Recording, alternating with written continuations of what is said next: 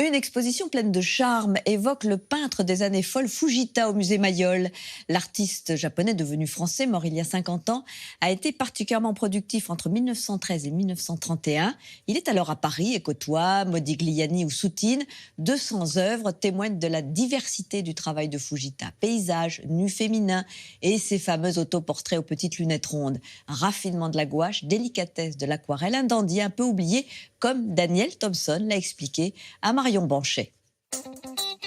Avec ses lunettes rondes, sa coupe au bol et ses boucles d'oreilles, Tsuguharu Fujita passerait presque inaperçu s'il déambulait aujourd'hui sur les trottoirs parisiens. Et pourtant, c'est dans les années 30 que ce peintre japonais plein d'ambition et de fantaisie débarque dans la capitale avec un rêve en tête, devenir le meilleur peintre de Paris. 50 ans après sa mort, le musée Mayol expose ses toiles d'une modernité troublante. Son trait calligraphique qui caresse les chats et les visages d'enfants n'a pas pris une ride. Quand il débarque à Paris en 1913, Fujita est tout juste diplômé de l'école des beaux-arts de Tokyo. C'est d'abord son allure hors du commun qui retient l'attention. On le surnomme le dandy des années folles. C'est à cette époque-là qu'il côtoie Marcelle Houry, la grand-mère de la réalisatrice Daniel Thompson. J'ai beaucoup de récits de ma grand-mère, de cet éblouissement que représentait cet homme insensé, surprenant, habillé d'une manière démente, avec des tenues toujours extraordinairement élégantes et différentes des autres.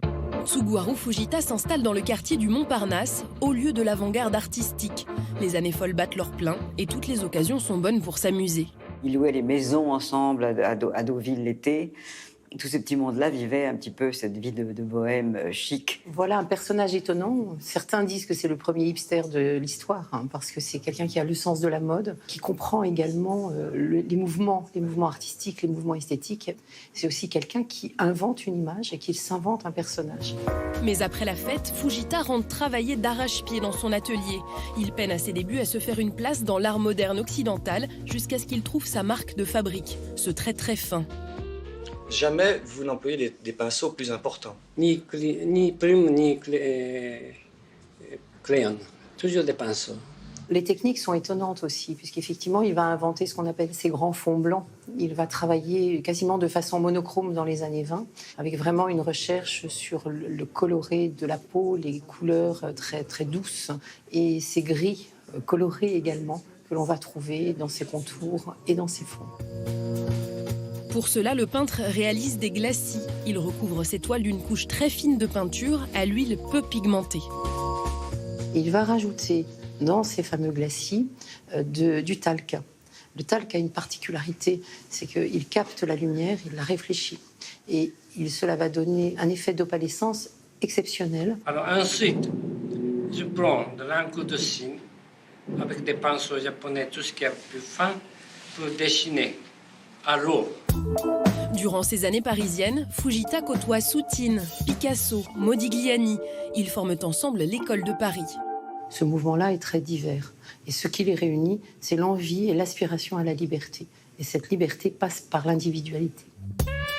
Le peintre japonais choisit la figuration.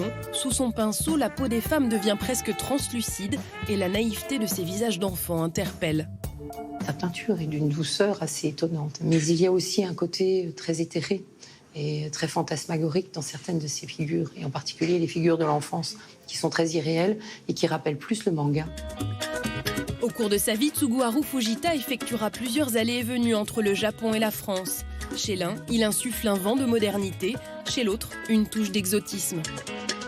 Je crois que c'était complètement différent de tout, parce qu'il y avait la fascination de ce pays lointain, le Japon. Peu de gens allaient au Japon à l'époque. On est vraiment dans quelque chose de fascinant pour les Français, pour les Parisiens. Quand il s'adresse à un public occidental, il peint à la japonaise, et quand il s'adresse à un public japonais, il peint à l'occidental. Il va essayer de faire aimer la culture de l'autre rive par son talent et par sa grâce.